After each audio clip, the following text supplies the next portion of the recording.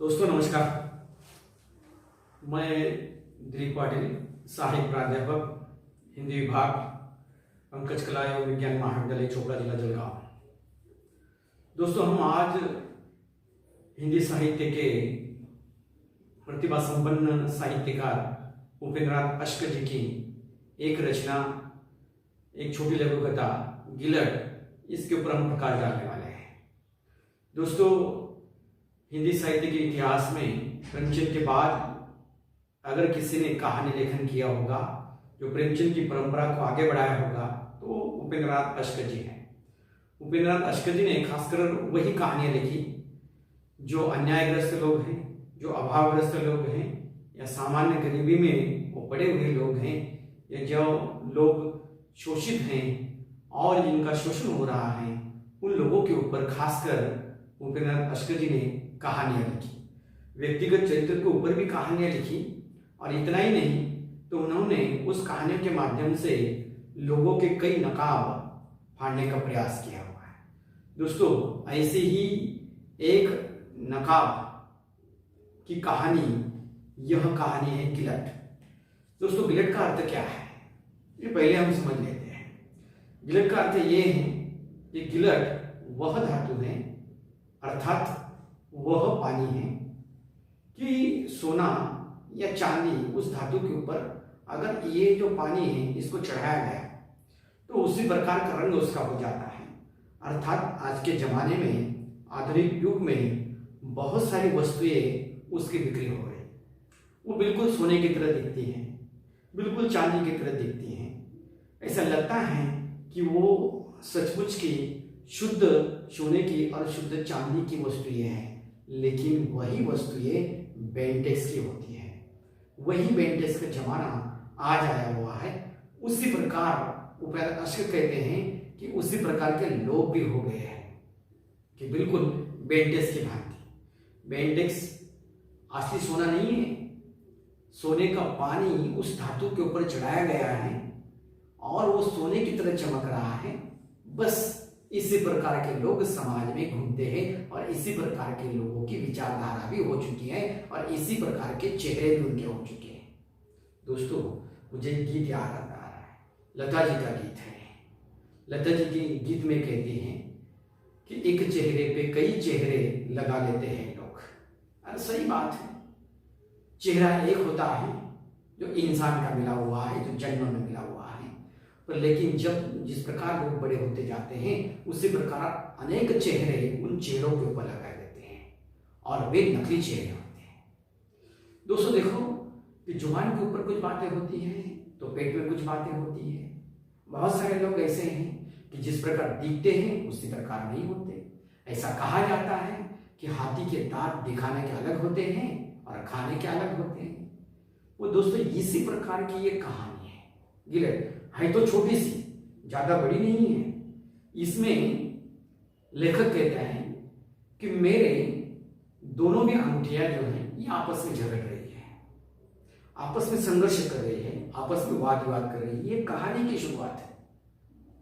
जब दोनों भी अंगूठियां आपस में झगड़ रही है, यह मैंने सपने में देखा, और एक अंगूठी जो सोने की है वो गिलट की अंगूठी को कहती है कि देख, सोने की अंगूठी गिलट की अंगूठी को कह रही है कि देख तू मेरे जैसे ही चमक रही है, और लेकिन तू तो है गिलट की।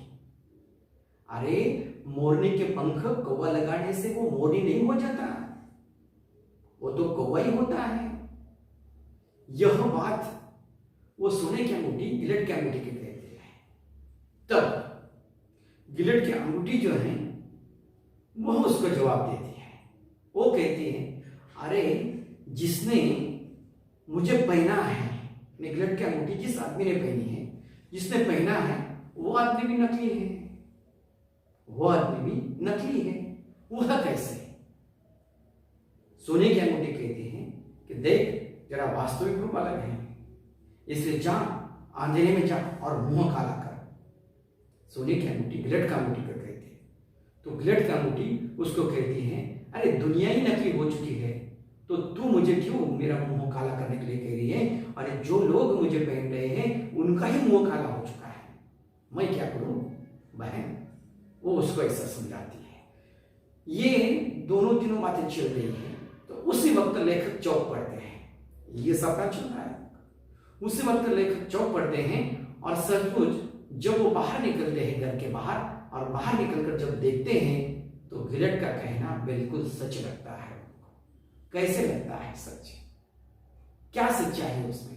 जब वे जाते हैं, समाज में जाते हैं, बाजार में जाते हैं, लोगों में जाते हैं और व्यक्तियों में जाते हैं, तब तो उनको देखता है कि नहीं, सोने के जैसे लोग आज दुनिया में नहीं रहे, वो तो चले गए, वो तो अतीत में कहीं खो गए, वो तो स्मृतियों में ही रह गए और किसी दीवार पर टंगे हुए चित्र में आज अंकित हो चुके हैं।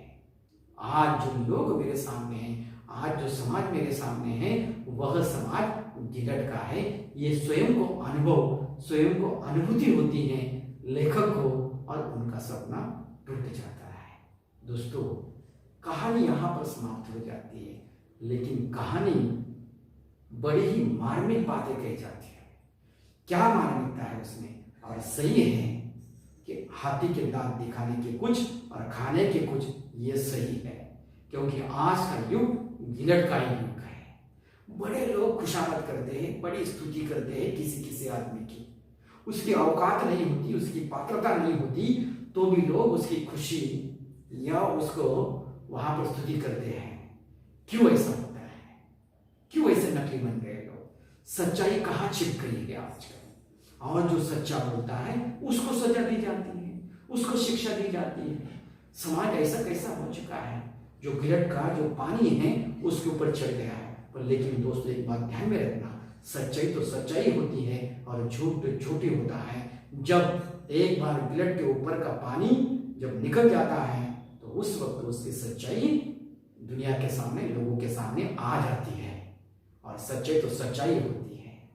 इसीलिए कब भी हमें सत्य की राह, सच्चाई की राह नहीं छोड़नी चाहिए और उसके ऊपर ही चलना चाहिए।